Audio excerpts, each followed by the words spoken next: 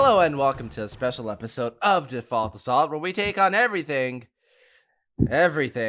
by default. I'm your host, Demosthenes, and with me, as always, is Mr. Kyle Nash. How's it going, Kyle? Hey, man, what's going on? I believe that we will continue to be marvels of the universe, or at least captains of our own domain. See what I did there? Well, today we'll be talking about the latest cinematic venture that has earned its own guano dump of controversy. We're looking at Marvel's 21st feature, Captain Marvel. What do you say about a movie whose most heartfelt, touching moment is found within its own studio logo? The Stan Lee tribute. No, that was awesome. And I got to tell you, I forgot how much he was in his own stuff.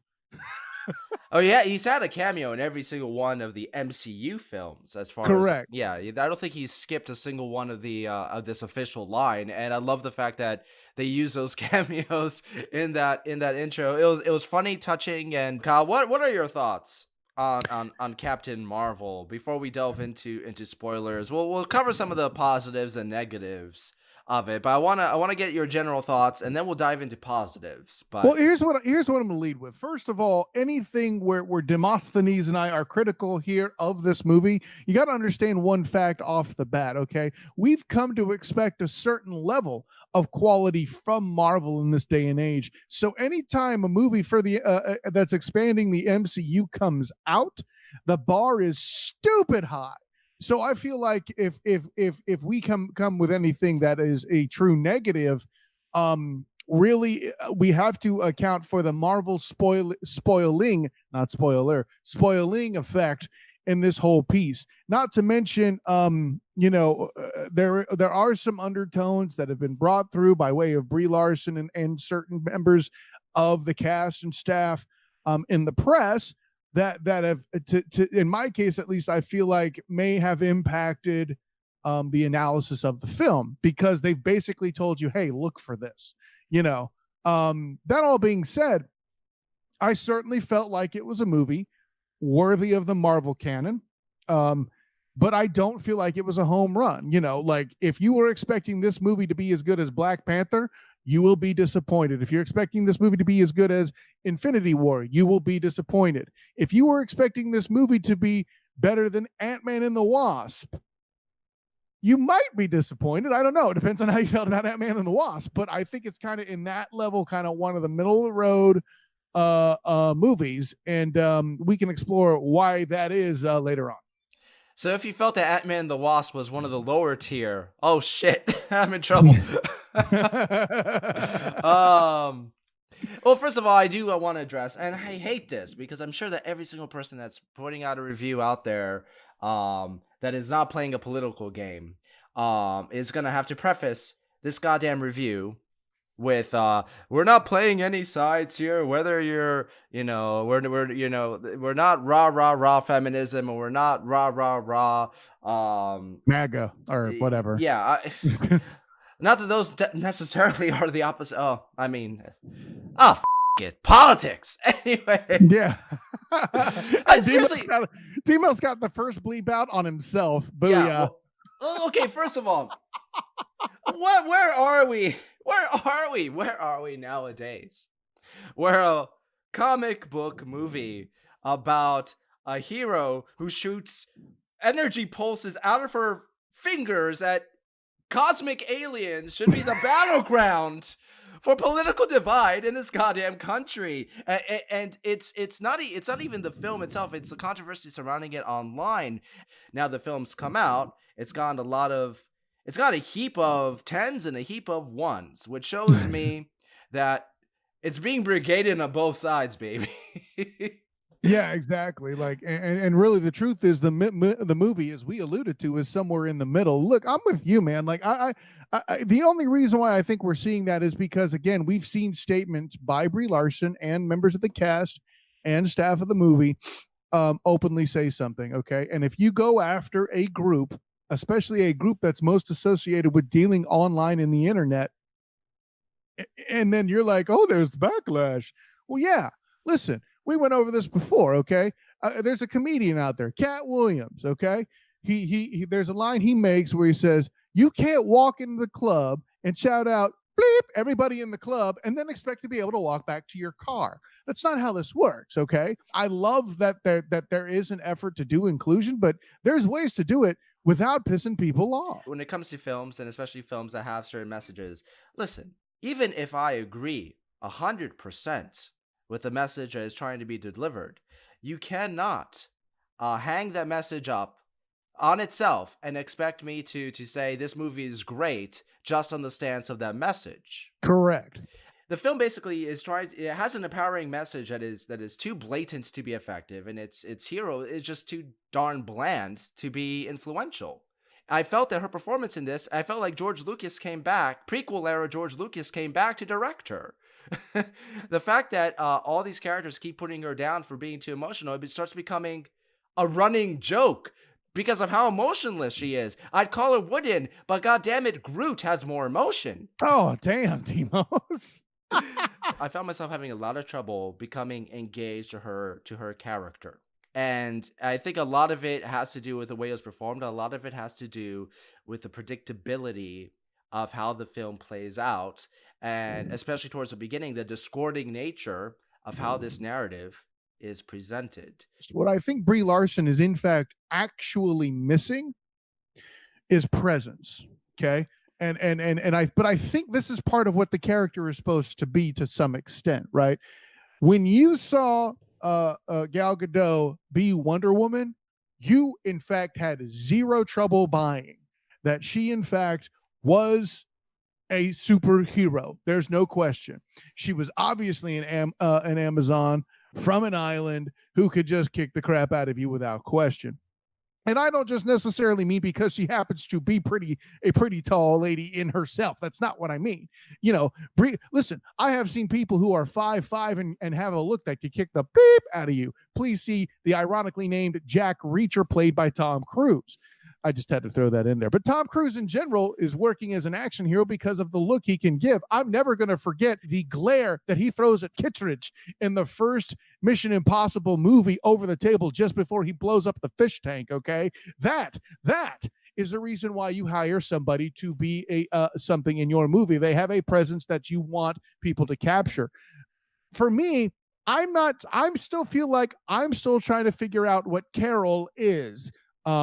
Because Captain Marvel is a result of powers imbued into Carol. I still don't really feel like I know her. Yeah, okay. She liked pushing things to the limit. And when anybody saw that, you know, she might go too far and hurt herself, like, I don't know, in a go-kart accident, suddenly there's some sort of symbol of male patriarchy. Okay, I don't know about all that. But what I will say is her presence is just not there. She doesn't strike me as a captain or as a Marvel.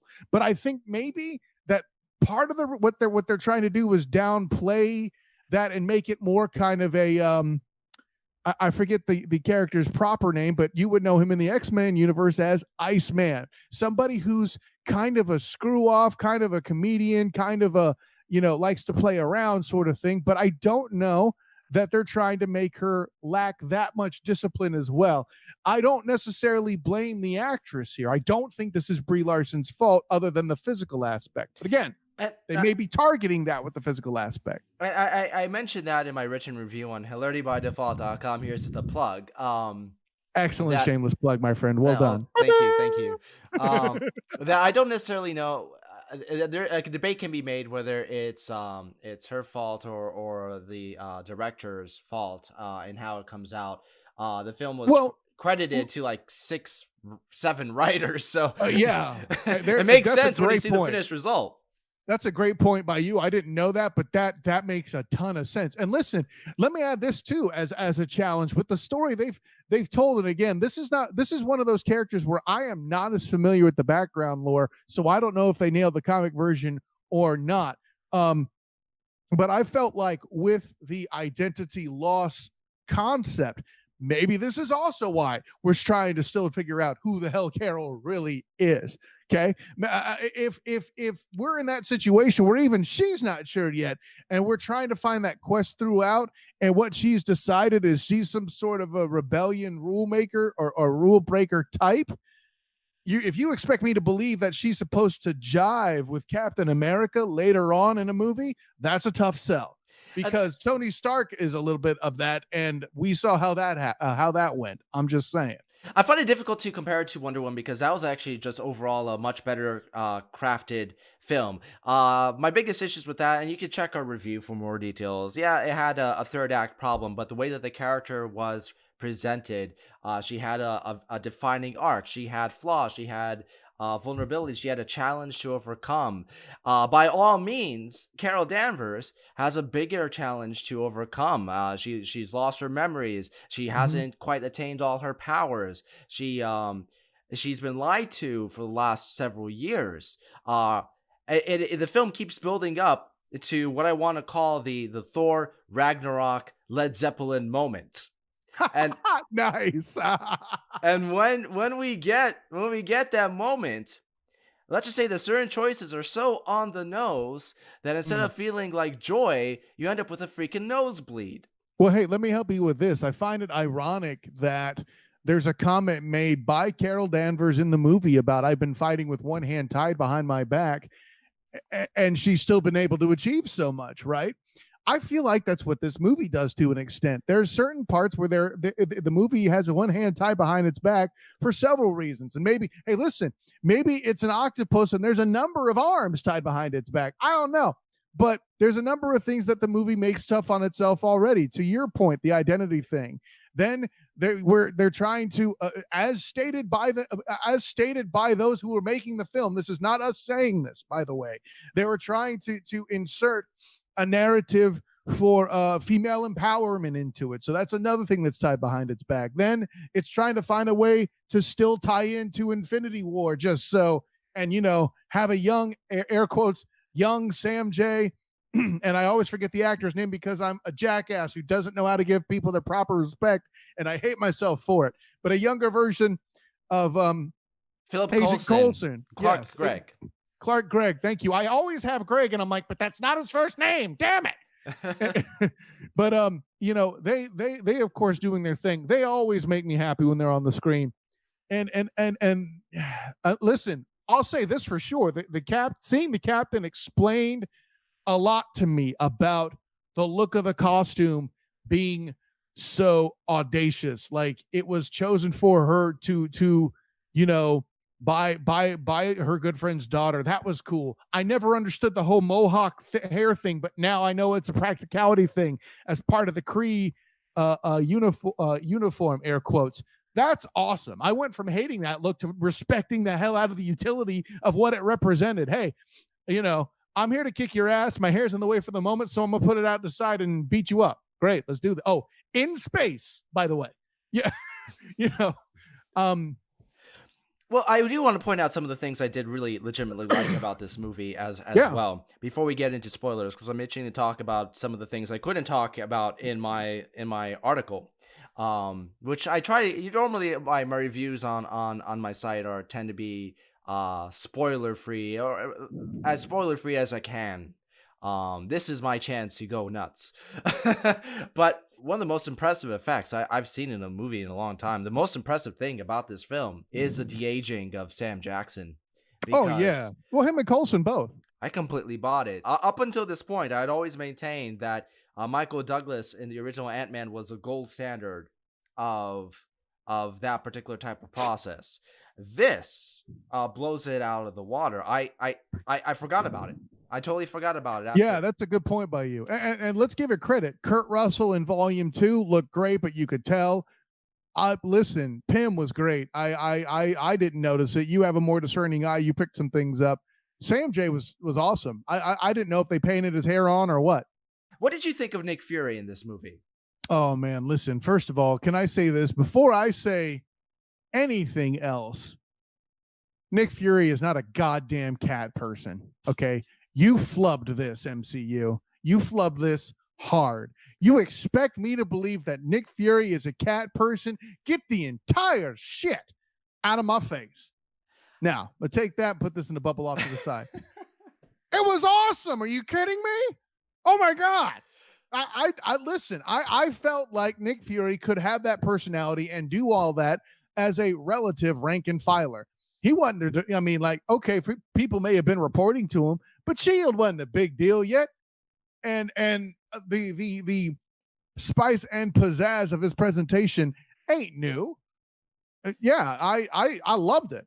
I loved it. The best scenes in the movie, as far as characterization go, were the scenes between him and Larson. Those moments were the moments where I felt the movie actually worked.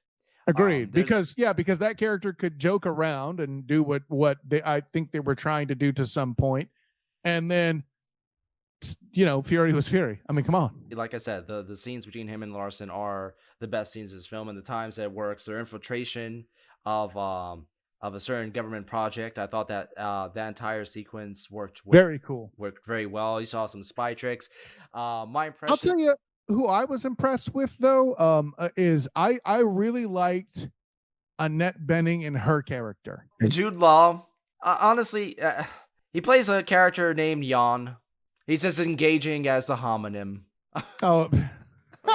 Okay, overall thoughts before we jump into spoilers. Listen, if you're checking out the MCU, get it. There's going to be some essential stuff here. There's enough shouts from Infinity War. There's enough stuff that's going to be moving forward into it. The post-credit scenes are definitely worth the catching. Absolutely. It actually justifies Nick Fury being a cat person in the movie, so I'll leave it at that. Yeah, I would say like 7 of 10, maybe 6.5 if we want to get really pessimistic.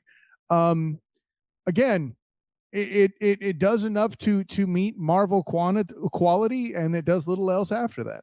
Even if you're preparing for Endgame, once again, I'm trying to restrain myself from giving anything away because it's still the non-spoiler section. I think what's revealed in this film isn't a necessity. If you just know the basic premise of who Captain Marvel is, I think you can go into Endgame without having seen the film. I'd say it's a rental. I mean, I gave it a 2 out of 5, which would come out as, I guess, a 4 out of 10.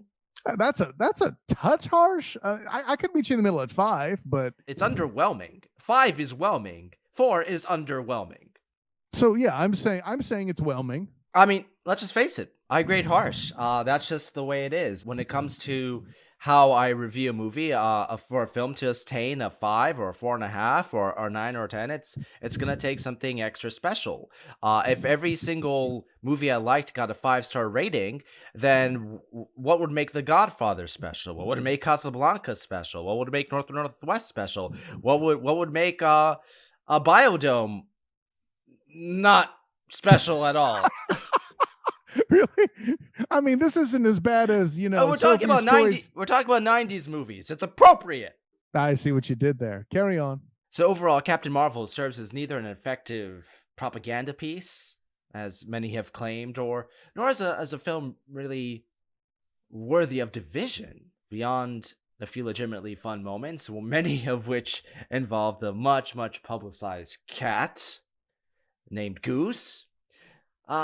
Honestly, the film is just as tame as it is ultimately forgettable. Yeah, it's just like you with Rogue One. Anyways, Rogue One is a better movie. Why do you keep bringing up Rogue One whenever we're talking about a shittier movie in comparison? There are probably more clips of me saying Rogue One is better that you can you just assemble them and use them against me.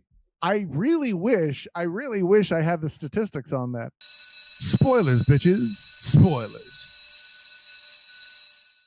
Radio Shack, give me a fucking break. Whoa! No, it wasn't just a Radio Shack. It was a Radio Shack basically 2 doors down from a Blockbuster. Oh. That's generally where they were, dude. If we're being honest. There's a predictable nature about this movie that really, I think, really robbed it of a lot of its dramatic propulsion and a lot of its higher stakes. I mean, let's just take her big, like I mentioned before, her big Led Zeppelin field climactic Ragnarok moment, right? And which I so love that. she's strapped into this mind machine and she gets her full power. She breaks out, and then I'm Just a Girl starts playing. Whatever. Let's get way past that song. I've already mentioned it's too on the nose. But okay. Well, let me stop you there. I can see why you're saying that. But if you're going to do that, this is a movie that actually got it right. And let me tell you why. Okay. This isn't like having it like they do in Django Unchained, where they're in the old West and then suddenly hard ass hip hop starts bombing away while my dude's shooting a 6-shooter at a guy. Okay. Where it was so bad it was completely out of place. They at least have an excuse that the music hit that 90s genre just so. And listen, I'm Just a Girl for its time was known as an on the nose song. Yeah, what else? At that point, they're compelled to use it. Genre wise, I understand, but they might as well have had big red letters bleeping on screen saying message. They should have used freaking TJ's sound bites. Message. Where is I usually prepared with this? Message. There we go.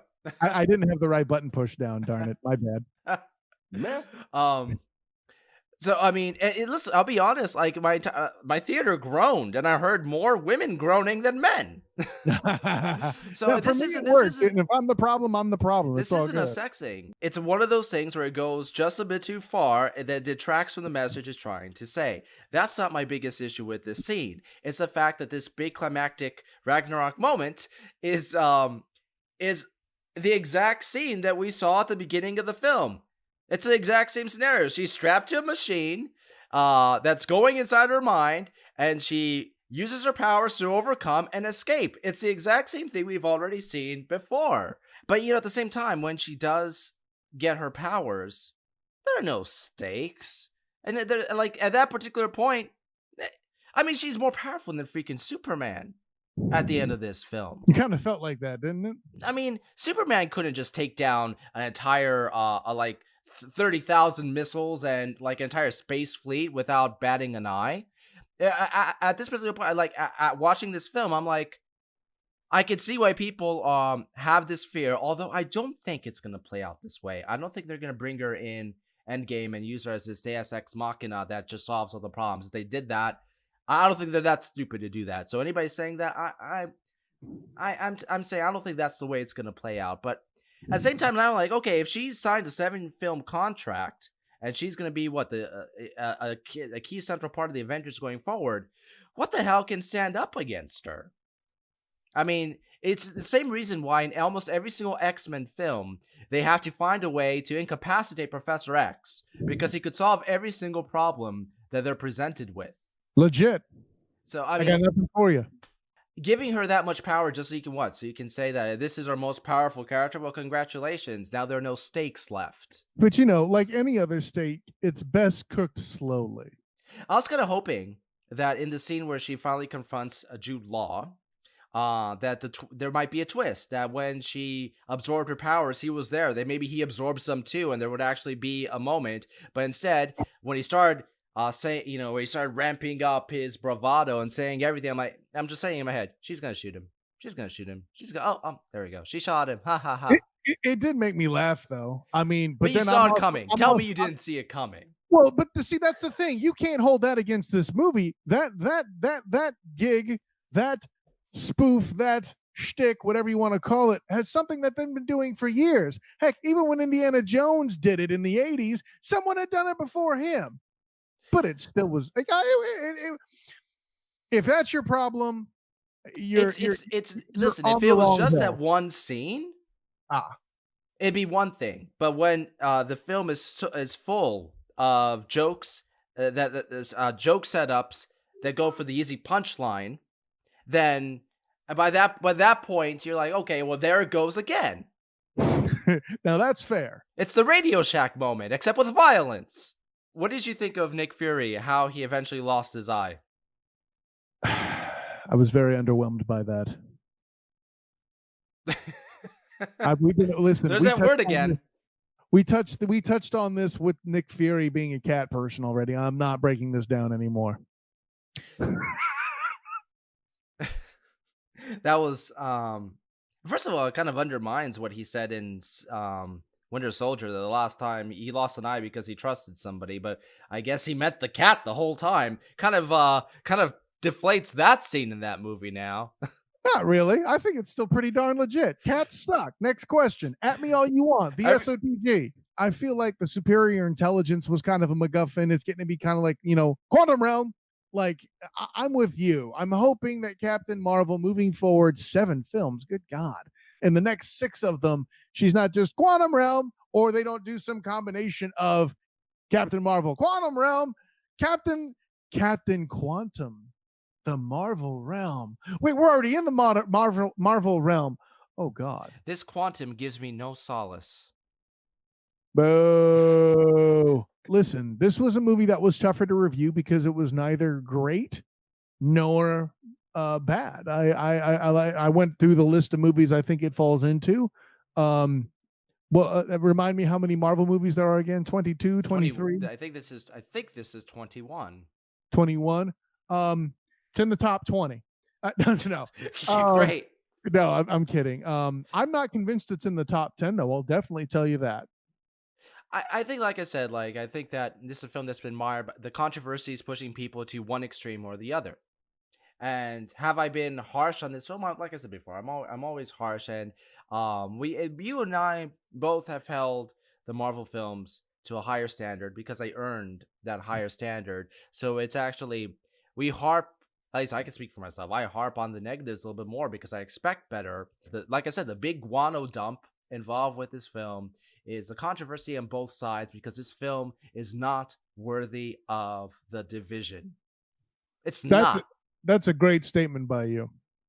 So that's where I'm going to end. What did you guys think of Captain Marvel? If you haven't seen it, are you excited to see it? How are you preparing for the end game?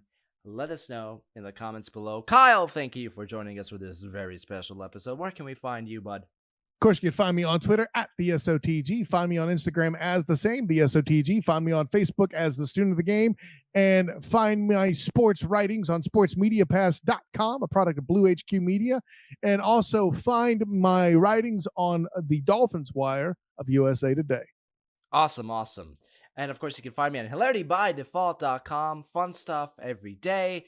Writing movie reviews again, so check out my full review of Captain Marvel right there. Find me on Twitter at DefaultHilarity, on Facebook and Instagram, Hilarity by Default. And of course, like and subscribe to us right here, where life is hilarious by default.